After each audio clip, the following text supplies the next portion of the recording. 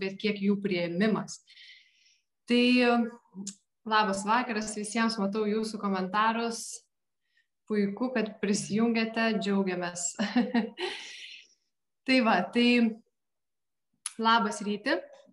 Labas. Ačiū, kad sutikai pasikalbėti su manimi apie šitą aktualią gan temą. Ir nepaslaptis, kad pakviečiau tave ir į savo renginį, kuris artėja Liepos 9-11. Ir, na, žinoma, aš pirmą kartą su tavim kalbuosi, nors taip paradoksalu, iš tikrųjų nuo tavęs ir nuo tavo stovyklų prasidėjo didysis virsmas mano gyvenime ir aš esu dabar, kur esu, būtent dėl to, kad atvykau kažkada ten prieš 6 metus į tavo organizuojamą emocijų paleidimo techniką, prieš tai net nežinodama, kas tai yra per technika, kaip ji veikia ir iš vis ką mes ten darysim. Tiesiog atvažiavau ir per savaitę realiai visiškai pakeičiau požiūrį į gyvenimą. Tai vėliau apie tai pašnekėsim. Dabar pradžiai gal galėtum tiesiog papasakoti, kas yra ta emocijų paleidimo technika ir kaip iš vis tu atsiradai šitoj technikoj, kaip tu ją suradai, kaip jie atėjo į tavo gyvenimą. Radau tai aš ją toj pačioj salėje, kurioje tu ją radai, tik tais tuo momentu, kai tu atvažiavai, aš vedžiau, o kai aš atvažiavau, kažkas kitas vedė, žinai. Aš tiesiog ieškojau pakankamai daug metų, nuo kokių, taip, sąmoningiau, žinai, iš pasirinkimo savo nuo 2005 metų pradėjau kažko ieškoti, kažko daugiau, nes, žinai, tas toks pradėjo spaust, toks, negi, va, tik tiek gyvenime yra, nes, kažkaip skauda, jeigu tik tiek, tai tada labai nesmagu gyvenimas. Ir kai pradėjau domėtis, paaiškėjo, kad yra daug visko, bet ta įvairovė tuo pačiu labai, žinai, glumina, nes, visi teisūs, visi savo, kad tiesa jų pusėje, o kaip yra neaišku. Ir praėjo kažkur 6 metai, kai 2011 metų rudenį realiai atvykau į stovyklą, kuri buvo taip pavadinta meditacijų sodyba. Ir aš, ieškojau realiai meditacijų, buvau priėjęs tokį tašką, kai galvoju, nežinau, jaučiu, kad jau laikas nuvažiuoti kur nors rimtai pamedituoti. Ir paaiškėjo, kad mes ten ne tik medituosim, bet kad ir mokysime, žinai, paleidimų. Ir man tas taip, kažkaip antiek buvo sava, antiek artima, kad aš buvau visiškai pamišęs fanatikas, kuris ėjo ir visus bandė atversti naują tikėjimą. Ir užknisau ne vieną žmogų, žinai, per pirmus metus, tai tikrai su tuo savo hiperentuziazmu tokiu, nes man tai tiesiog buvo tai, ko aš ieškojau, žinai. Tai aš ieškojau realiai būdo, kuris padėtų, pradžioj tai taip paprastai atrodė, žinai, aš tik noriu atsipalaiduoti. Man tik tai, kad biški lengviau būtų, žinai, ir jau bus gerai. Paskui supratau, kad galima eiti kur kas toliau, giliau ir pamačiau, kad įmanoma atsipeikėti nuo to, kuo tikiu, ką įsivaizduoju apie save, apie gyvenimą, apie žmones aplinkui. Ir tai pradėjo labai stipriai keisti tiesiog viską į tą tokią, žinai, pusę, kur ne idealią pusę, bet į tokią ramę gal pusę, žinai, labiau, kai tiesiog vyksta dalykai gyvenime, vyksta visokie nesklandumai, bet kažkaip juos visai kitaip galima reaguoti, pasirodo.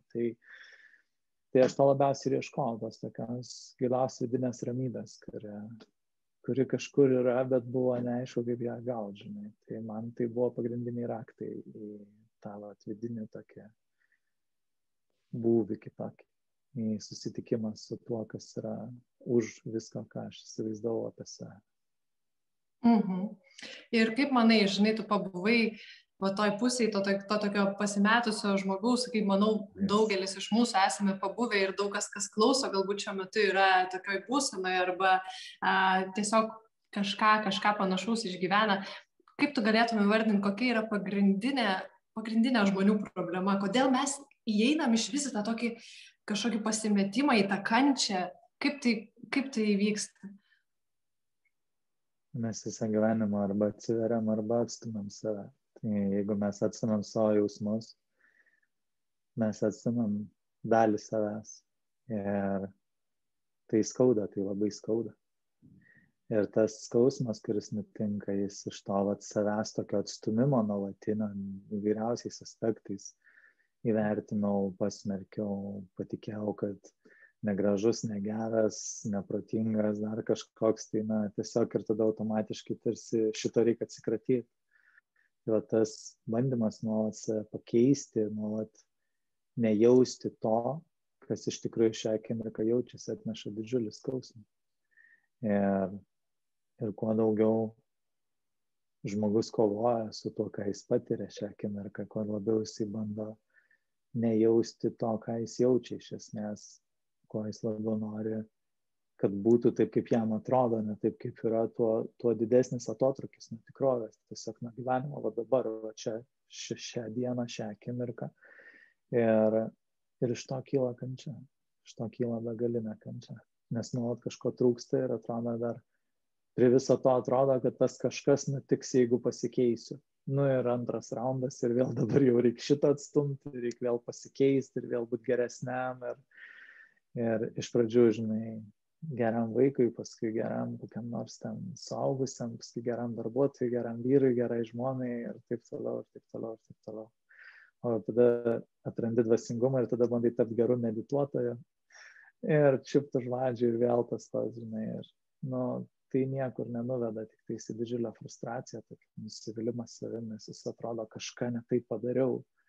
Ir tada, kai tai ateina, aš dažnai savo klientams sakau, žiūrėk, sakau, ateis tas momentas, kai tu nusivilsi, kai tu jausi visišką neviltį ir beprasmybę, jis tiesiog ateis, sakau, nes grius kažkas tavo viduje, tai ko tikėjais. Tai sakau, girdi, kad aš tau sakau, kad tu rasi ramybę, bet ne viskas bus kaip tu nori. Ir sakau, linksi galvą ir sakai, jo, aš noriu ramybę. Tai sakau, kai tu prieisi tą ramybę, tu skambinsi man ir verksi ir sakysi, kodėl taip viskas lievai? Todėl, kad atėjo skausmas ir dabar su juo reikia pabūti. Tai tas gebėjimas, žinai, ir žinojimas kaip tiesiog būt su tuo, ką jaučiam ir jaust, o ne fantazuoti, ne kažkaip bandyti išsiaiškinti ir spręsti. Tai atveria visai kitokį patyrimą gyvenimą.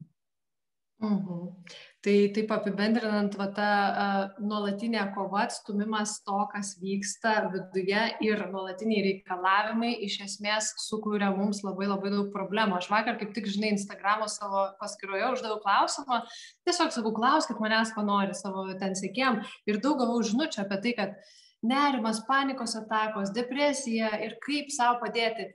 Ir aišku, mes galim pasakyti žmonėm, davai priimkit tiesiog savo emocijas.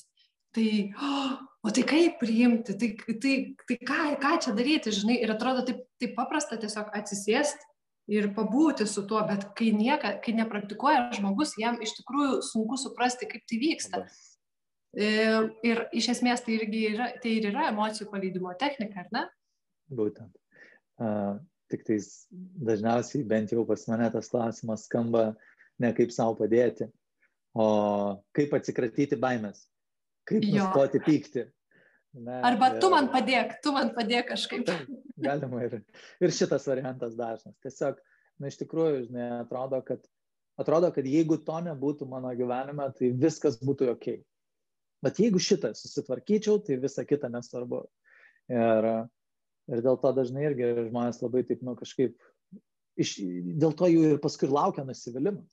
Nes jie susitvarko su to vienu dalyku ir tada kitas išlenda ir jie sako, pyp, kas čia per nesąmonė, taigi aš didžiausią ten savo kažkokią problemą atseit jau išsprendžiau, kodėl man vis dar negerai. Ir tas nuolat sukasi. Aš pamenu, ar toj stovyklai, kurioje tu buvai, ar vėliau, dabar tiksliai nepasakysiu, bet buvo vienas vyrukas, kuris buvo praėjęs 1 ar 2 mano internetinius kursus. Ir viena iš jo tokių oficialių problemų buvo ta, kad jam, nuolat kažkaip ten su skrandžiu kažkas buvo negerai, jam kildavo rūgštis, ėsdavo gerklę, jo balsas toks buvo toks užstrigęs, pakimęs, sausas, toks duslus kažkoks, žodžiu, jis buvo labai nepatenkintas. Ir sakė, ir jam visi daktarai sakė, pas tave viskas ten gerai, žodžiu, pas tave čia su psichologija negerai, žinai. Nors jis sako, jeigu šitą išsisprendžiu, tai šakės, ta prasme, drąsa, pasitikėjimas savim, viskas tvarkoja.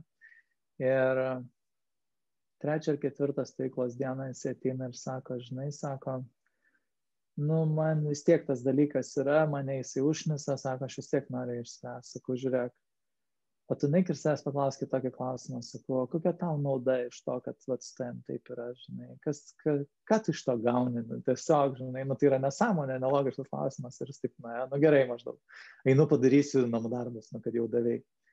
Ir praeina ta diena, kitą rytą jisai jau kelia ranką, sako, noriu pasidalinti.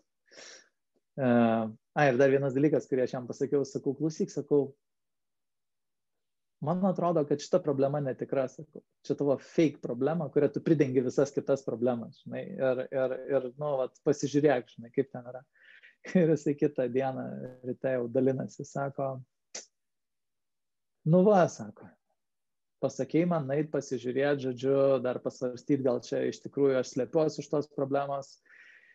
Nu ir aš sėdėjau, galvoju, čia nesąmonė, jokios čia man naudos, paskui, sako, pradėjau matyti, kad gal ir yra čia šiokios tokios naudos, bet, sako, įdomiausia buvo šį rytą. Aš, sako, atsibundu ir man visiškai gerklėje nieko negriaužia, nespaudžia, neskauda, žodžiu, viskas su gerklė tvarkoj. Ir vis tiek šudinai jaučiuos.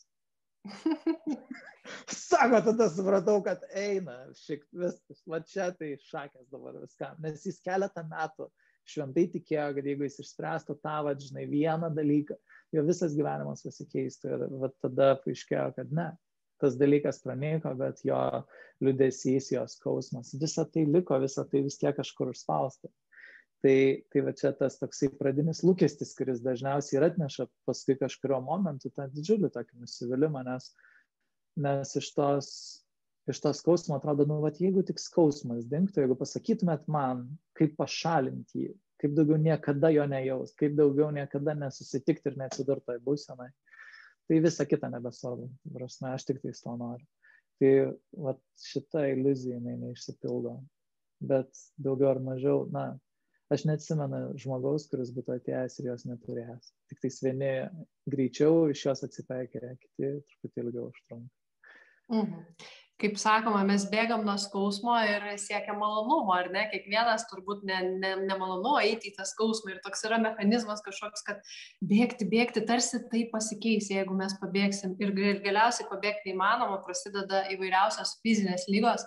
Ką galėtum pakomentuoti dėl emocijų ir fizinių lygų, kaip tai susiję, nes dabar jau paminėjai, ar ne, to žmogaus kažkokį sutrikimą. Aš kiek ir pas tave atvykau, tai po tos stovyklos, ta prasme, realiai mano dingo galvos skausmai, gerklės skausmai ir visokios kitokios nesąmonės, nes ten tiesiog buvo krūvaus spaustų emocijų, žinai, ir žmonės geria vaistų kalnus ir gydosi simptomą, pasekmę kažkokią, vietoj to, kad gydytų priežastį. Tai šitoj vietoj gal galėtum pasidalinti plačiau. Aš pradėsiu nuo tų žodžių, kurie mane labai juokindavo, kai aš jas girdėdavau angliškai, bet paskutiniu metu aš jas pradėjau naudoti, jie man tokie, žinai. Tai, ką aš pasakysiu, nepaneigia daktarų rekomendacijų ir visų ligų taisymo, ta prasme, ir taip toliau ir panašiai, naudokite savo nuožiūrą, žinai. Tai iš vienos pusės, žinai, toksai kartais yra toks akivaizdus ryšys, tarp to, ką žmogus patiria ir tarp to, kas vyksta su jo kūnu, kad, tiesiog neišeina niekaip to nuginčyti, žinai, kaip tu sakai, galvos skausmai, dar kažkas, tai yra buvę pačių keisčiausių ir pačių įvairiausių atvejų, kai mes atsipalaiduojam, mūsų kūnas pirmiausiai, kuo labiau atstumiam ir kovojam su tuo diskomfortu, kurį patiriam. Pavyzdžiui, skauda galva arba skauda gerklę. Tai tuo labiau trukdom kūnui natūraliai sugrįžti tą vidinę harmoniją. Prasme, jisai pats susiderintų, mūsų visa sistema, jinai pati save harmonizuoja, kai ištrauki pagalius iš ratų. Tiesiog per savo įsitikinimus, patirtį, apribojimus, kažkokius tai susiformuotos sąmonėj mes, trukdom tam procesui. Ir dėl to, kai atsipalaiduoja, tai kaip minimum nebesikiša, tie sprendimai, tos mintys, tie jausmai, jie tiesiog nebestabdo to proceso ir kūnas labai greitai kartais, o kartais momentaliai pasikeičia. Ir, gerai, gerklė, pavyzdžiui. Dažniausiai žmonės kalba ir jiems pradeda strigti gerklė. Ir jie tada geria vandenį. Nes, nori, kad nestrigtų. Ir tai atrodo padeda, bet kas tuo metu vyksta kūne, tai realiai, jeigu patyrinėt, pradedi jausti įtampą. Pradeda kažkur kažkas įsitempti, prasme, ten viduj gomury, dar kažkur gerklės, pačioje mechanizme, kažkur pradedam jausti įtampą. Ir ta įtampa užspaudžia, balsą, mums realiai kyla jausmai, kyla energija, kuri dabar tarsi neturėtų čia būti, mūsų įsivaizdavimu, žinai. Nes dažnai, kai kalbam, tai vis tiek norim, jeigu yra daugiau žmonių klausančių auditoriją, tai dar iš jų, žinai, slėgis spaudimas tarsi didelis. Ir jeigu paleidi, tas praeina. Tiesiog, jeigu atsiveri, leidi savo jausti. Tai kažkada vedžiau paskaitą Vilniui. Nedaug ten tų žmonių buvo, gal 20. Ir pabaigoje, po maždaug 2 valandų, jau sustojame tokį ratuką ir kažkaip jau taip jau lik ir pabaigiam. Sakau, dar jeigu kas turit kokį neišsakytą klausimą, tai klauskit. Ir viena moteris sako, aš čia turiu tokį peršalimą, man čia gerklę skauda, nosis bėga, žinai, o tai čia galima ką nors padaryti? Sakau, galima, gali pajaust, pasveikinti, įsileisti tą diskomfortą savyje, ir palengvės. Ir aš taip su tokia nuotaika, žinai, nedarykim dabar nieko su to, aš tau pasakysiu, ką daryti, ir palikim. Tai čia tiesiog buvo pirmas susipažinimas, prisilietimas, maždaug, žinai, iš vis pirmą kartą žmogus išgirdo apie galimybę atsipalaiduoti ir gal nereikti čia toliau stumti. Ir ne, sako, tai gal gali parodyti kaip. Galvoju, gerai. Ok, sakau, gerai, tai ar galėtum pajaust kūne, kur tu tai jauti? Jo, sako, jaučiu, saukauti, sako, čia, žinai, kažkur užspausta, čia nosis, kakta, viskas, gerklė, gali, sako, tiesiog pasveikinti, pripažinti, kad, nemalonu, jo, sako, nemalonu. Ar gali ten pasveikinti visą tą norą, ten atsikratyti, išspręs dabar čia, kažkaip pasitaisyti, žinai, pasakyti. Jo, galiu. Ir mes tai perėjom per tos klausimus standartinius, tokius visiškai, kuriuos aš jiem ir pasakau tas kelias valandas. Po gal 3 rato jinai stovi ir tokia pala nesupratau. Tai kad aš galiu kvėpuot? Sakau. Tai čia nesąmonė, sako, aš net nosies neišsipučiau. Taip negali būti. Bet taip yra. Tai žinai, tai kažkas gali, pagalvoti, čia kažkoks stebuklas. Ne, tiesiog kūnas atsivėrė, nieks nebespaudžia ir jisai kažką tenais pats susitvarkė. Ir viskas, žinai. Aš kažkaip tame pradžioje atrodė visiškai nuostabu, toks tikrai kaip stebuklas, atrodo, žinai, toks wow. Ir tada kitas ateina žmogus su didžiuliu lūkesčiu ir sako, aš irgi taip noriu, bet jis ant tiek įsitempęs tame savo norėjime, kad jam nieko nesigauna, nes jis realiai netikėjo, jinai nesitikėjo. Jis tiesiog nuosekliai atliko viską, ką mes darėm. Ir tokių pavyzdžių buvo begalės. Tai ar keičiasi kūno savijauta? Taip. Ar ten visokie skausmai kartais praeina? Taip, be abejo. Prasme, migreniniai skausmai galvos, labai labai stipriai susiję su pykčiu, neapykant. Ir jeigu žmogus pradeda žiūrėti, kokias situacijas, kokie žmonės jam tai sukelia, tai ten atsipalaidavus tiesiog baigėsi. Arba pradeda silpnėti per laiką. Tiesiog tai keičiasi. Bet buvo ir taip, kad moteris atėjo į konsultaciją, neatsimenu kiek laiko, bet ilgai, ten kelis metus nuo migrenos kentėjo. Ir po kelių dienų parašė laišką, sako, aš negaliu patikėti, sako, aš laukiau, sako, bet neateina mano migrenas. Tiesiog neateina, laukia, kada ir nebuvo. Ir paskui mes po pusmečio ar po metų turėjom dar vieną konsultaciją ir sakom, nebėra mano migrenas, sako, nežinau, ką ten padarai. Nieko nepadarėm, tiesiog jausmus išlaisvinom, žinai. Tai taip, sąsaja yra, bet kartais taip irgi, kažkaip, žinai, sakyti, kad niekas kitas neveikia, seniau aš taip galvoju, bet dabar aš kažkaip matau, kad, Yra žmogus, kuris yra toje vietoje, kuris pasiruošęs atsipalaiduoti, ir yra žmogus, kuris negali nieko kito, tik tais, eiti ir rūpintis savo kūnu fiziškai. Tiesiog, jam tai, tik tais tai dabar yra prieinama ir tegul visi tai daro, su juo viskas gerai, žinai. Tai aš, žinai, irgi labai šitaip nuostabiai nustebau, nes prieš tai turėjau pasiūlymą gerti antidepresantus dėl savo migreninių skausmų ir suvokiau, kad pala, čia kažkas negerai. Gal aš pabandysiu dar biškį kaip pasidomėti savarankiškai ir pasidomėjau savarankiškai, šiek tiek sutikau tave ir gavosi taip, kad vieną kartą vaikščiau miške ir užėjo tas galvos skausmas. Man asmeniškai tai buvo susijęs su per dideliu stresu ir tiesiog per dideliu minčių kiekiu galvoj, tiesiog net laikydavo kūnas. Ir aš tiesiog vaikščiau miške ir dariau tuos pagrindinius klausimus. Ir per 20 minučių man, ta prasme, tai irgi kaip stebuklas tiesiog dingo. Ir viskas nuo to laiko, man nereikia net nešiotis vaistų, kur anksčiau pastoviai būdavo rankiniai vaistai, nes kitaip negalėdavo būti. Tiesiog kiekvieną kartą, jeigu ateina, aš jau žinau, ką daryti, aš žinau, kokį klausimą savo užduoti. Tai dabar noriu tas paklausti, ar tiesa, kad šitą techniką, emocijų paleidimo techniką realiai galima išmokti per kelias valandas? Išmokti ją, ta techninė prasme galima turbūt ir per 14 minučių, žinai, savo ta prasme labai paprasta yra, bet daugelis žmonių tiesiog ieško kažko sudėtingesnio, norisi, nes viduj tiesiog taip atrodo ir ne visiems pavyksta po kelių valandų būti savarankiškiam, žinai, bet ar jiem gaunasi, taip, aišku, nes ateina žmonės į konsultacijas, žinai, dar kažkur į paskaitą ir vieniem gaunasi, kitiem ne. Kai kalbam asmeniškai, tai dažniausiai žymiai paprašiau, nes jisai savo, kas jam nesigauna ir jam iškart parodai, žinai, tarsi tą tokį atsakymą, kuris jau užstrigęs yra. Tai toje vietoje, daugeliu žmonių tikrai visai nesunkiai išeina tas dalykas. Tik tais vėlgi lūkestis būna, žinai.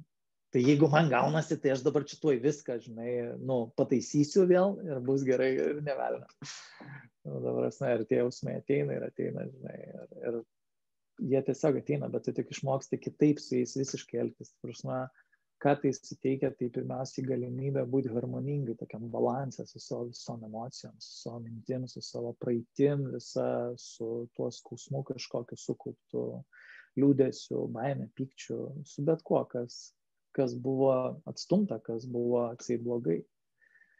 Tai, tas mano šokas buvo, kai aš po 15 minučių man papasakavo, taip irgi, žinai, kažką papasakojo, ten daugiau tokių gražių istorijų, ten šis tokių įkvepiančių labai istorijų apie pokyčius ir padavė, tiesiog, žinai, maždaug duoda lapą, ant lapo 5 klausimai ir sako, eikit daryti dviese, dabar poromis susirandat kažką ir sėdat dviese daryti. Ir aš galvoju, ta prasme, mes nieko nemokam, kaip mes galim daryti.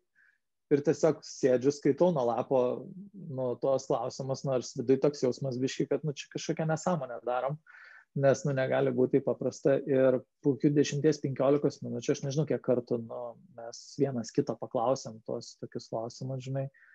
Aš akivaizdžiai matau, kad ta mergina, su kuria aš sėdėjau, jinai, tiesiog kūnas taip minkštėja, jinai tiesiog, žinai, sėdėjo įsitempus ir tokia, pasidarė, veidas atsileidžia, kažkaip šypsena po truputį atsiranda ir aš irgi jaučiu toks minkštesnis, jau visą sėdžiu, žinai.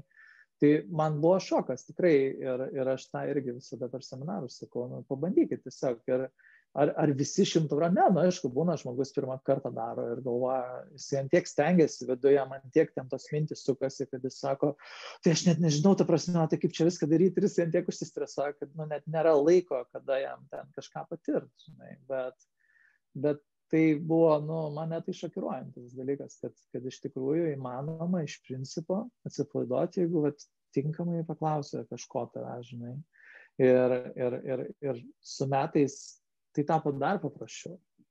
Tiesiog ir paprasčiau, kad pačiam tai taip, bet net ir parodyti tai tapo lengviau ir paprasčiau, nes matėsi, kur visi stringa pastovi, žinai, kai gauni 300 kartų tą patį klausimą, tai kažkaip pradedi suprasti, kas neveikia.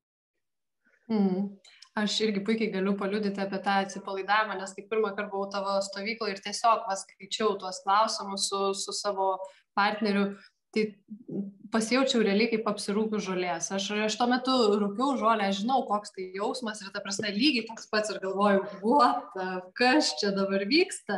Ar tiesa, kad šitie klausimai parengti specialiai tokia seka, kad iš tikrųjų veiktų nervų sistema, ta prasme, iš tikrųjų vyksta tam tikras perprogramimas, tam tikras kažkoks tai dekodavimas, tam tikras pasidavimas atsiveria. Nes kiek aš esu domėjusis, tai būtent tie atsakymai iš eilės einantis taip, padaro kažkokį tai poveikį atsiverimo. Ir tai yra moksliškai įrodyta, kiek aš žinau. Taip, jie darė tyrimus keliuose Amerikos universitetuose ir jie paėmė kontrolinės grupės, žodžiu, ir viena grupė darė nieko ten su savo stresu, kiti, dabar nepamenu, žinau, kad 3 grupės buvo. Viena darė paleidimus, o kita darė gal kažkokią meditaciją. Dabar tiesiog nepamenu jau senai, bet skaičiau tą tyrimą. Ir jie darė tai ir paaiškėjo, kad, ten procentais paskui kažkaip skaičiavo, manau, kad kaip ir daugelį tokių testų žmogaus klausė subjektyviai vertinti, kiek jisai, skaliai ten nuo kokio 1 iki 10, žinai. Tai paaiškėjo, kad ten iš pradžių buvo efektyvumas tos grupės ten per mėnesį laiko ar per kažkiek apie 30% labiau jie jautėsi atsipalaidavę ir patenkinti, bet kas jos, irgi taip teigiamai nustebino, tos, kurie tyrinėjo, kad laikui bėgant tai dar didėja. Nes jeigu žmogus, žinai, nedaro nieko, tai jam nieks nesikeičia, jeigu čia daro, tai prasme, kad už pusės metais jau ne 30%, o dar žinai. Tai tas buvo dėl klausimų to tokio, žinai, parinkimo, jų tikslingumo ir panašiai. Aš iš tikrųjų net nesimčiau tvirtinti, žinai, aš tik žinau, kad, čia iš tos serijos mane taip išmokino, aš taip perdaviau. Ar aš matau tame loginę seką racionalią? Labai. Nes, vienas iš tų variantų klausimų, ar ne, yra, ar galėtum tai tiesiog pasveikinti. Tai kas, tai pripažint, bijau. Gerai, bijau, žinai. Ir tada yra reakcija, visą laiką yra reakcija. Ar aš dabar patenkintas to, kad bijau, ar aš norėčiau tai pakeisti? Ar aš norėčiau, žinai, atsikratyti tos baimės? Ir tada antras klausimas, tai gali pasveikinti norą tai pakeisti. Jisai grinai įvertina tai, kad bus reakcija. Jis tiesiog iš karto yra nutaikytas. Tu turėsi patyrimą ir turėsi reakciją. Tai antras klausimas apie reakciją. Trečias klausimas apie susitapatinimą, apie tai, kaip man tai svarbu, reikšminga, asmeniška, kiek čia man daug reiškia apie save. Jie turi savo labai aiškę tokią loginę seką, žinai. Ir taip, jie nuveda tarsi į tokią, būvį tokį viduje, kur gali atsipeikėti ir pamatyti, kad, o gal ne visai taip, kaip man atrodė prieš 2 minutės ar panašiai. Tai taip, jie akivaizdžiai veikia mus, žinai, bet kiek ten kas planavo, tai neaišku, nes, žinai, dažnai tie dalykai nutinka labiau iš praktikos patyrimo, iš spontaniškumo, paskui, žinai, pradedi žiūrėti, o kodėl tai veikia. Kas čia darosi, žinai, tai tada jau prasideda tyrimai ir dar kažkas, o ne pirmiau tyrimai, o paskui sugalvojam klausimus. Čia sugalvoja šios klausimus, beje, žmogus, gal galėtum šiek tiek papasakoti apie jį? Apie Lesterį? Jo. Tai.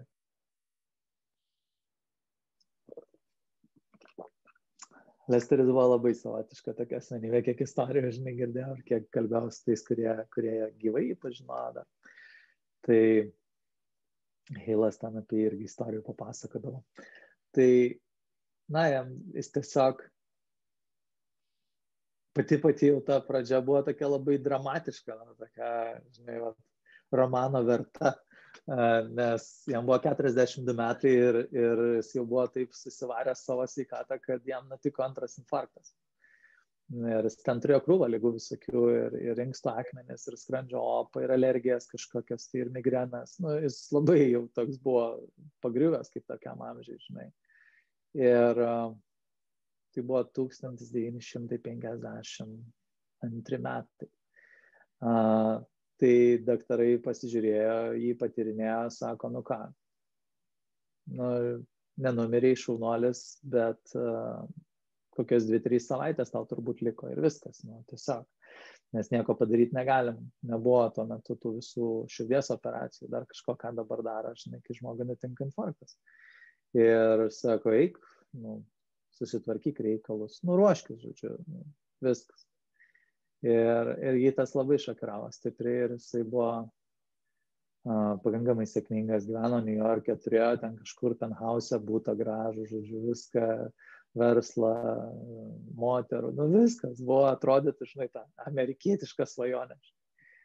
Ir jisai, tiesiog su to jausmu tokiu grįžo namo, kad, kaip jisai pats rašė tą autobiografiją, kad tai, kažkur susimovo gyvenime. Ta prasme, atrodo viską pasiekiau, bet dabar sėdžiu ir esu siaubingai nelaimingas ir man nebeliko gyventi. Kelias savaitės, sako, ir aš mirsiu, žinai. Tai, aišku, pirmas impulsas buvo, kaip išgyventi. Kaip man, žinai, išgyventi. Ir jisai pabandė rasti atsakymą knygose, kurias turėjo, ten religinės, turėjo šiek tiek šito psichoanalizės, ten knygų Freudo, ten dar kažką. Kažkaip suprato, kad nėra atsakymo, kuris jam duotų atsakymą, kaip per 2 savaitės išgyventi. Galima ten per kažkiek metų, bet jam reikia greitai. Ir galų gale jis tiesiog liko su savim. Ir kažkaip pradėjo klausti savęs, ta prasme, tai kas aš esu, kas yra šis gyvenimas, koks mano santykis su šito gyvenimu, kas čia darosi, kodėl aš toks nelaimingas. Realiai tai buvo pagrindinis toksai, žinai, tas momentas, kad jis atrodo daug nuveikia, bet yra labai nelaimingas. Ir jis tada kažkaip pradėjo ieškoti, taip labai racionaliai, labai logiškai to atsakymo. Ir gal išsilavinimo buvo fizikas, tai jo toksai mąstymas irgi buvo labai eksperimentinis. Ir sako, gerai, tai kas yra laimė? Pirma mintis, tai aišku, kai ką nors gauni, kai laimi, žinai, kai sekasi. Ir tiesiog pradėjo eiti per prisiminimus. Gerai, ar visur, kur man sekėsi, aš buvau laimingas? Greit įsitikino, kad ne. Buvo vietų, kur jam labai pasisekė, jis nuo to nesijautė laimingas. Gerai, šitą teoriją išmetam, imam sekančią. Kas dar tada yra laimė? Ir vienas iš tų idėjų buvo, kad laimė yra, kai mane myli. Tai šitą neatlaikė kritikos labai greitai, nes jisai suvokė, kad tą akimirką buvo 2 moteris, kurios buvo jį beprotai įsimylėjusios. Ir pasak jo, jeigu jis būtų paprašęs jų tekėti, jos būtų ištekėjusios už jo, bet jis nenorėjo. Tai jisai suprato, kad, jį myli, bet jam vis tiek liūdna, jam vis tiek skauda, žinai. Ir tas atkrito. Ir tada kažkurio momentu jis visiškai toks jautėsi pasimetęs tame, tokiame supratime, tai kas tą laimę duoda. Ir pradėjo tiesiog tada tyrinėti iš kitos pusės, susirado geriausius savo prisiminimus ir pabandė suvokti, kodėl jis ten laimingas buvo, kas buvo. Ir jo pastebėjimas buvo, kad jis buvo laimingas ten, kur jis pats jautė meilę, kur jis mylėjo. Ir buvo labai nelaimingas ir jam labai nesisekė, kai jis bandė gauti tą meilę ir tą pripažinimą iš kitų žmonių. Tai buvo pirma tokia įžvalga. Ir jisai bežiūrėjo, kadangi jisai, taip žinai, skanavo savo prisiminimus ir juos vis išsitraukdavo, apžiūrinėdavo, analizuodavo, tai jis pastebėjo tokį dėsningumą, kad jam kūnas skauda, jeigu skaudus prisiminimas, kad jam kūnas skauda. O jeigu geras prisiminimas, jo kūne atsiranda erdvė, lengvumas, tai prasme, jam fainai, jam gera, žinai, dabar. Ir tada jam toks kilo įtarimas, toks klausimas, ar gali būti, kad aš sergu dėl to, kad labai daug kur nemyliu. Kad esu daug ką padaręs, žinai, skaudaus žmonėm, buvo apgavęs ten, išdavęs ir panašiai ir taip toliau. Ir jo pirma prielaida buvo, kad gerai, nežinau, kiek man liko, bet, geriausia, ką galiu padaryti iki mirties, tai sugrįžti tas situacijas ir kažkaip įnešti meilę, kažkaip padaryti, kad mylėčiau tose vietose, nes, tai vis dar kelia kančią. Ir jis to ir užsiėmė realiai, ir jis prasidėjo pirmą mėnesį, tiesiog ištisas dienas sėdėdavo savo foteliu ir ieškojo prisiminimų, kuriuose jis nemyli ir bandė jos kažkaip pakeisti meilę.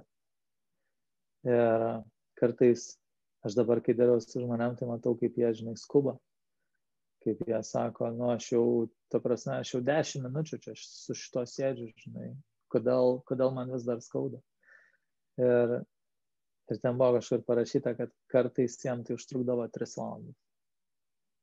Vieną prisiminimą, žinai, 2, 3, 4 valandas. Ir nes tiesiog tiesiog būdavo didžiulis pasipriešinimas, didžiulis nenoras mylėti ir panašiai.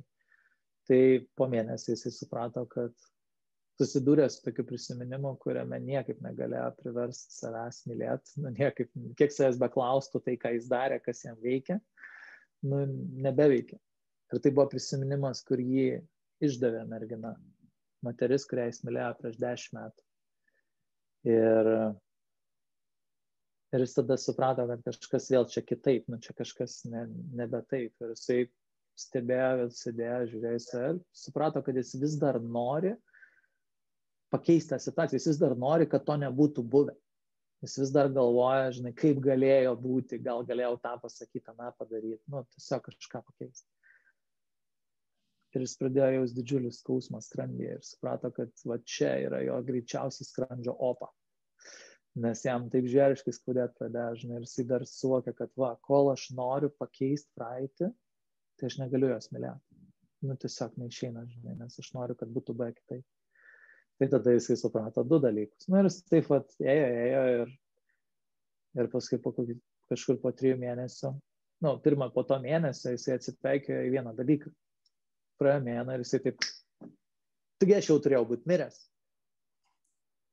Bet kūnas jautėsi taip gerai ir toks laisvas ir toks lengvas, kad jisai kažkaip sako, nepanašu, kad aš ruošiausi mirti, nes aš niekada taip gerai nesijaučiau ir toks lengvas ir toks laisvas ir kūnas visas gyvas, energingas ir panašiai. Tai žodžiu, jis taip 3 mėnesius pasėdėjo toje kėdėje ir kažkurio momentu nutiko begalinė ramybė ir meilė, kuri tiesiog paskandino viską ir jis suprato, kad jis visada buvo viskas. Ir tiesiog atsipeikė, atsibudo. Ir jį tas šokiravo iš vienos pusės, nes jis tada galvoja, palaukti, reikia žmonėm papasakoti. Bet suprato, kad jiem neįdomu, kad jie galvoja, kad jis biški kukų. Tai žodžiu, jis paskui pradėjo ieškoti žmonių, kurie klausytųsi, kuriem būtų įdomu, rado įvairias grupeles, kurios dvasingumo užsiminėjo. Ir per laiką tas išsivystė, po 20 metų kažkur tai tapo metodika ir viskas. Aš, žinai, tokį klausimą paklausiau, o kiek žmonių galvoja, kad tau kukų po šitos technikos? Nežinau, statistikos neveriu, bet rastum ne 100, aš manau. Po tos pirmos savaitės tai turbūt visi beveik galvoja, kad man kukų, nes aš buvau visiškai, neadekvatus. Aš jaučiausi kaip radęs tikrai naują religiją ir šventą gralį atradęs, žodžiu, ir visus norėjau atversti naują tikėjimą. Pradedant nuo mamos, kuri labai švelniai pasakė, sako, matau, tau patiko. Bet jos balso intonacija buvo tokia, kad neatrodė, kad ją labai tai žavi. Tai toksai, jo. Buvo žmonių, kurie tikrai su manim paskui nebelabai bendravo, bet išmokau būti truputį ramesnis ir suprast, kad jie turi teisę rinktis ir jų nereikia gydyti, kai jie neprašo. Žinai, mano irgi šeima visa pagalvojo, kad man kukų, kai grįžau iš tos stovyklos, bet suprantate, va tas momentas, aš noriu jį šiek tiek aptarti, nes labai daug žmonių bijo eiti į tas, tokias sąmoningumo praktikas, nes jie bijo, kad jie tipo išprotės ir ką kiti pagalvos apie juos. Ir žinai, kai manęs dabar kartais ir paklausia, Ieva, ar tu nebijai atrodyti išprotėjus, šnekėdama čia apie kažkokius kosmosus? Sakau, man tai žinokit dabar taip nusišik, ką apie mane galvoja ir žinokit, toks geras jausmas, nes anksčiau tai nebuvo, taip, ir tada dėl to neleidau savo gyventi realiai normaliai. Dabar aš leidžiu savo gyventi, aš turiu sėkmingą verslą, aš turiu nuostabų gyvenimą, nuostabius santykius, ko dar norėt. Tai kiek čia, žinai, tos baimės reiktų klausyti ir iš viso, ar jinai yra adekvati, ta baimė išprotėti? Jeigu ta baimė būti palaikytų bepročių ir nenormaliu, tai jinai visiškai nieko neturi savyje, žinai. Kaip vienas mano draugas pasakė, kuo greičiau žmonės patikės, kad tu esi nenormalus, tuo greičiau paliks tave ramybėj. Jis sako, jūs nebėkit, sako, jūs eikit ir parodykit, kad jūs nenormalus, jo, toks žmonės, nes daug žmonių tikrai irgi to tarsi bijo, žinai, tai man tas jo atsakymas tikrai, prieš daug metų aš išgirdau, aš labai juokiausi ir po šiai dienai, jis ateina, žinai, kaip vienas iš tų atsakymų į tą klausimą. Jeigu pasižiūrėti tą jau tikrą baimę, kai žmogus ne tai, kad, žinai, mane laiko nenormaliu, bet kai jis iš tikrųjų sėdi ir sako, aš man atrodo iš proto kraustusi, tai ten irgi labai įdomu, kad ten yra tiesiog baimė, kuri pati savęs išsigąsta. Ta prasme, toks grinai, tik tai baimė, nieko nesu daugiau matęs žmoguje, kuris to žodžius sako, išskyrus didžiulę baimę, kuri tokiom akim žiūri į pasaulį, jo nesupranta, ta prasme, sena kažkokia sistema griūna, visas tikėjimas, kaip viskas yra griūna, atsidaro tai, kas yra iš tikrųjų nauja, nes tiesiog nebetitinka senų taisyklių ir tada žmogus sako, man šakės, žinai, aš turbūt išprotėjau. Ir pamenu, ne vieną kartą tai būdavo, žinai, kada pasakoma,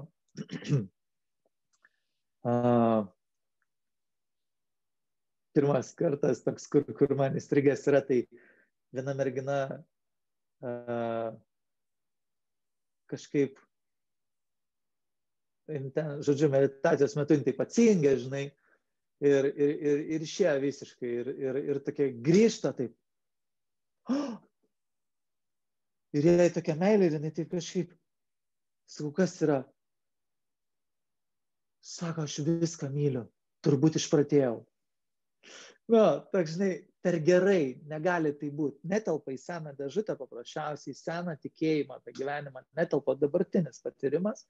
Ir tada pirmi žodžiai, kurie ateina keista, nenormalu, nesąmonė, nelogiška, nepagrįsta, taip negali būti, žinai. Ir tai toks nuneigimas to, ta prasme, nes paprasčiausiai nesutampa su tuo, ką mes esam pripratę patirti. Ir tada kažkurio momentu sako, jau tikrai, jau dabar tai jau tikrai man stogelis nuvažiavo, žinai, jau kito varianto tai būti negali, kad čia kažkas naujo, tai ne, čia tikrai man jau negerai kažkas sugavo. Tai ta baimė, jinai realiai nieko, žinai, tikrų nebūna pagrįsta, bet, jinai dažnai nutinka tiesiog žmogui iš to tokio naujumo, kažkokio tais pokyčio viduje. Žinai, kaip Eckhart Tolle savo knygos pradžioj parašė labai tokią fainą frazę. Sako, realiai pasaulis serga masinę šizofreniją. Ir jeigu tai pažiūrėjus iš šono, tai realiai tai ir yra tai, supranti, ta prasme, žmonės vieni kitus žudo, ten užgrobinėja, ten žudo planetą. Ta prasme, tokia, kaip paimti šizofreniką, kuris ten pjausto savo rankas, ar ne, kažkas tokio, tai pasaulis, man atrodo, realiau daugiau išprotėjęs, tas kolektyvinis protas yra arčiau išprotėjimo, ir netgi tikrai ką liudijam dabar šiomis dienomis, negu tas gebėjimas realiai atpažinti, kad tavo viduje vyksta dialogas, suvokti, kad jis nebūtinai sako tiesą, pajusti tos jausmus ir suvokti, kad tai nesi tu, tai yra tik energija, kūno pojūčių suvokti, kad tu nesi kūnas. Toksai, žinai, jeigu taip logiškai pagalvojant, paimti bet kokį mąstantį žmogų ir tiesiog, tiesiog patikrinti šitus faktus, tai, man atrodo, labai greitai nebeliktų argumentų, kur daugiau tos beprotybės. Jinai yra, žinai, dar taip, kaip pasakyti, taip kaip tu pasakėjai, žinai, ten apie pasaulį, apie gamtą, žinai, tai atrodo dar taip, truputį, žinai, toli, tarsi nuo žmogaus gyvenimo, bet jeigu pasižiūrėti į baimę, kai mes bijom, tai mes bijom to, ko nėra, to, kas dabar nevyksta. Okay? Mes bijom paveikslėlio galvoje, tai reiškia, matom vaizdinius, kurie neegzistuoja. Ir girdim balsą, kuris šneka apie tai, ko nėra. Ir tuo pačiu tvirtinam, kad tai yra tikrai ir tikrai nutiks. Tai jeigu taip dabar, žinai, paimt, ką daro tie žmonės, kurios atseit vadina, šizofrenikais, tai jiegi mato neegzistuojantį pasaulį ir gyvena neegzistuojančiam pasauliu. Tai kiekvieną akimirką, kai mes bijom, mes esame neegzistuojančiam pasauliu, kurį mes laikom absoliučiai tikru. Absoliučiai, tą akimirką ištraukti žmogų iš tos baimės yra toks pasipriešinimas, nes yra tokia didžiulė gynyba, kad, ta prasme, ką tu čia šneki, žinai, taigi mano baimė sako tiesą. Tai pati, baimė yra puikus pavyzdys, kad taip, mes tuo metu vadovaujamės neegzistuojančių, kaip pasakyti, su tikrovė nesusijusių tikėjimų. Ir mes tikrai juo taip tikim, kad galim ginčytis, galim susipykt, kad kažkas netiki mūsų baime. Galim, ta prasme, išsivadinti, ištrinti, užsiblokuoti ir taip toliau, žinai, nes, nepatikėjo mano baimė. Ta prasme, ką tu nebijai, tu proto turėk, ta prasme, žinai, tai nėra taip toli nuo mūsų, mes visiškai šalia, ta prasme, protė, mąstyme, žinai, toj struktūroje, tai yra visą laiką. Tas nesutapimas tikrovė. Ir tai laikoma, paprastai mes tai priimam, kaip čia yra norma. Ir tas, kuris nebijo, yra psichas. Ir tai net nereiškia, kad nieko nebijai, bet tiesiog, jeigu tu nebijai, ko aš bijau, tai tu nenormalus. Nes taigi mano baimė logiška ir pagrįsta ir jinai turi būti. Taip, jin turi teisę gyventi, prašau, tegul nebijo, bet tvirtinti, kad jinai yra tikrovė, tai yra perlenkt lazdą. Labai man patinka, ką čia dabar kalbi. Aš dar noriu užakcentuoti šitą momentą visiems, nes tikrai, jeigu sąmoningai dabar, kai klausot jūs šitą įrašą, kai šitą transliaciją klausot, jeigu sąmoningai dabar patyrinėtumėt, kiek realiai jūs vadovaujatės tuo, kas egzistuoja dabar ir tuo, kas tiesiog yra mintyse, tiesiog protą, kur yra nerealus kažkoks įsivaizdavimas, bet jūs teigiate, kad tai yra realu. Ir kiek tai sukelia konfliktų, kančios, atskirumo ir taip toliau. Tai aš, žinai, ką pas tave labiausiai išmokau visose praktikose, tai tokią aštrią savistabą. Aštrią savistabą, ta prasme, žiūrėt, ką aš galvoju ir, ta prasme, pradžiai patikrint, kas čia vyksta. Paskui tik tai daryti kažką, arba paskui tiesiog komunikuoti, nes tikrai labai, labai daug to nesąmoningumo yra aplink ir arba mes galim jį pasimesti ir gyventi tose iliuzijose, arba galim tiesiog, iš tikrųjų atsibusti ir pradėti matyti, kad protas yra linkęs į ateitį arba į praeitį keliauti nuolat. Tai dabar, Ryti, noriu dar tavęs paklausti, žinai, čia tie klausimai atrodo labai paprasta. Klausimų seka, galim juos išmokti, taikyti ar ne, bet kaip tu ir minėjai, kad gali kilti kažkokių tai momentų pasipriešinimo, neaiškumų. Kuom skiriasi tos teorijos ir tos praktikos mokinimasis gyvai ar internetu, nes aš tave ne šiaip sau pakviečiau į renginį, aš manau, kad tie gyvi susitikimai ir gyvas praktikavimas yra žymiai galingesnis, ką ir pati patyriau, kai prieš tai tiesiog klausiau tavęs ir kai atvažiavau, žinai, gyvai į stovyklą. Tai kuom skiriasi tos gyvos praktikos, kai realiai žmonės susitinka ir daro tai?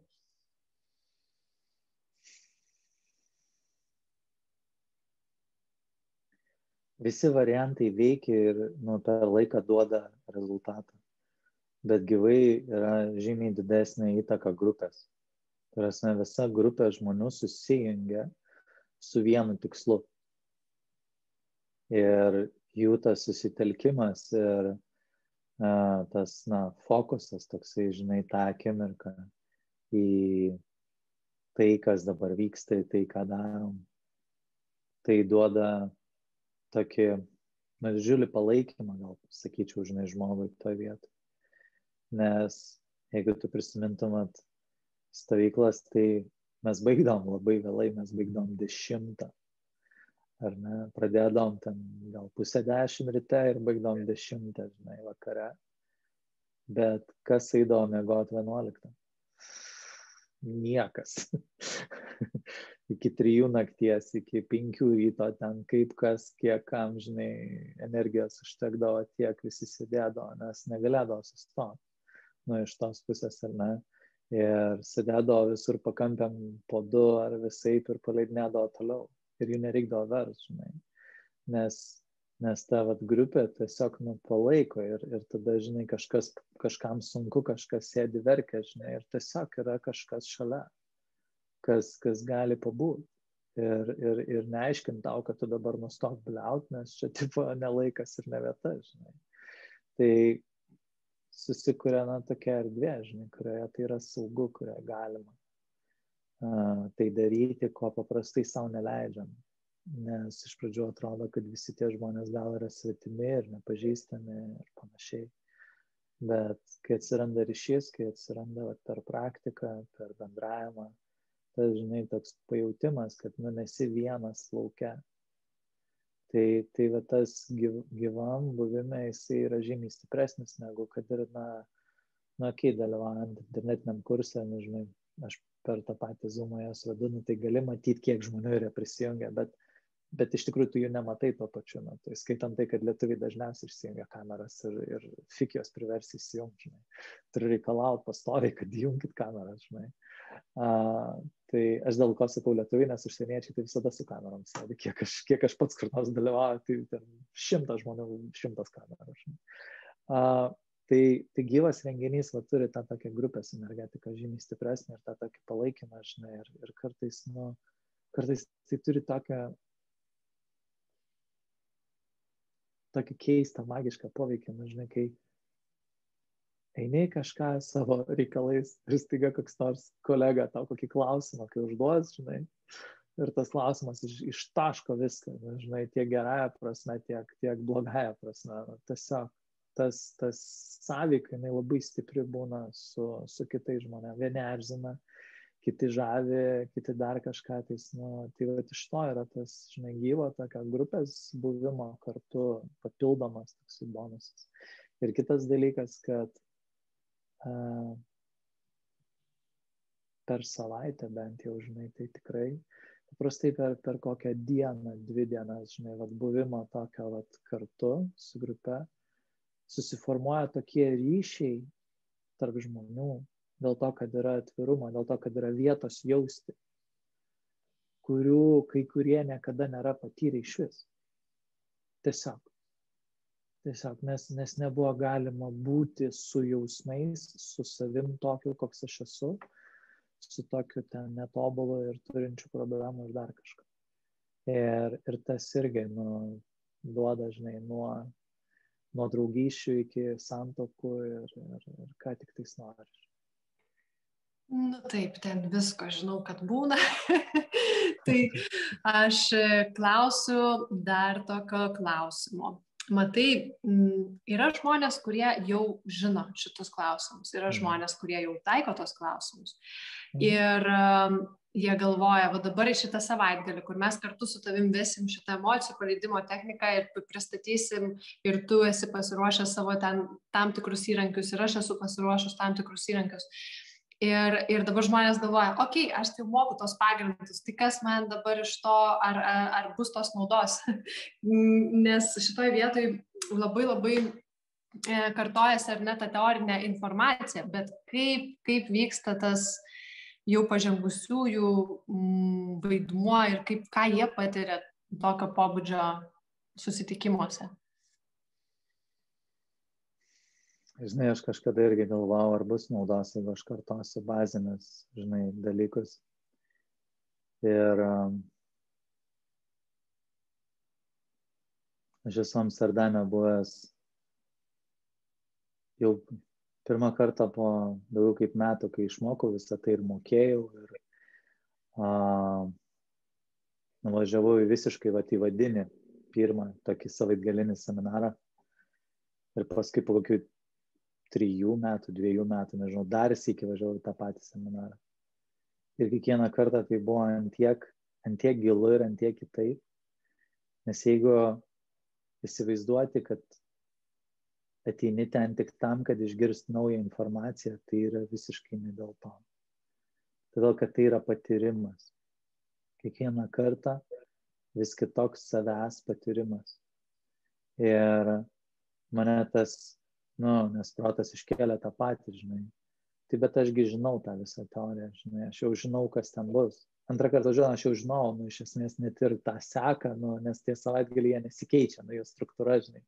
Net žinau, kokius pratimus darysim 1 dieną, 2 dieną ir 3 dieną, žinai.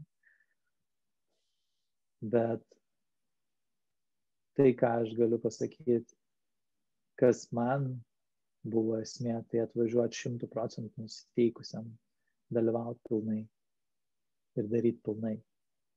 Nes ta ego dalis, kuris sako, aš jau žinau, čia nieko naujo neišmoksiu. Jis yra tokia ribota. tokiam ten varge savo žinojimą laiko, kad oho, ir tai yra tiesiog ta arogantiška išdidi dalis, kuri teigia, kad jie jau viską žino.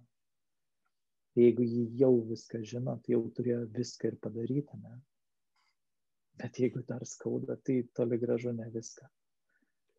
Ir tiesiog atvirumas ir nusiteikimas dalyvauti 100% yra vienintelė sąlyga. Ir tada gali tai pasitraukti šoną ir nebeknist protą ir nebeaiškinti, jau čia girdėjau, jau čia šitą žinau. So fucking what? Patyrimas yra dabar, jis yra tikras. Ir jeigu aš atsiveriu tam patyrimui, tai aš dabar išgyvenu tiesą. Dabar esu čia su savim pilnai 100%. Ir nesvarbu, ar man reikia tų klausimų ar ne, bet aš tada patiriu gyvenimą. Tai čia yra didžiausias skirtumas tam, kuriam jau nebereikia klausimų, nes jis juos jau žino. Jis gali ateiti ir absoliučiai nesirūpinti, kad jam reikia kažką išmokti. Jis gali ateiti ir būti, ir išgyventi viską, kas bus atnešta to proceso. Ir nuobodulys, ir va tas, žinai, ego balsas, kuris ten šneka, ką nors, žinai, apie tą žinojimą. Tai irgi, tai prasme, jeigu galvot, kad tai tiesa, tai ne. Man labai patiko, kai aš pas tave atvykau į stovyklą, jau aš vedžiau konsultacijas kitiems, jau aš buvau čia tokia jau viską, jau Ieva Žigonė ir atvažiavau pas tave į stovyklą, tokia visa jau nušvitusi. Ir štai staiga vakare atsisėdam mes ir ratuke, ten ramiai po praktikų. Ir taip rytis man vieną klausimą, antrą klausimą, trečią klausimą. Ir aš tik taip, nieko nebežinau. Nieko nebežinau. Bet ten buvo labai labai stipru. Labai stipru. Iš tikrųjų, tas va toks dvasinis išdidumas, kad mes jau viską žinom, yra pati pirma stotelė, kurią arba perlipsim, arba ne. Tai žodžiu, labai labai džiaugiuosi iš tikrųjų, kad rytis buvo ir yra mano gyvenime ir padėjo mane pasimesti tokiame momente, nes tikrai aš galvojau, kad aš esu nušvitus, tikrai. Tai va, tai dabar tikrai taip negalėčiau pasakyti daugiau. Ir dar tik kelio... Jo, praėjo. Ir dar tik kelio pradžia ir mokinuosi ir lygiai taip pat visko būna ir labai fainai, žinokit, mokintis, labai fainai keliauti, labai fainai, kad yra kur augti.